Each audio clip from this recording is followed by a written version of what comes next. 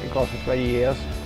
And our main goal was to promote cyclocross and get so much people coming out here and do a nice ride, like talk to people and then get so much people doing cyclocross. And we had like 70 people showing up, so we had a really big day, I think so.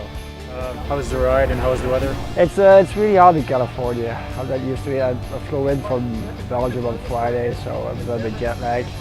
But it was good. It was climbing most of the dirt roads, so that was really nice. Yeah. I got to do a really beautiful ride. We got some great views. I got to meet some really interesting people, and we got to ride our cross bikes, which was really fun in preparation for the season.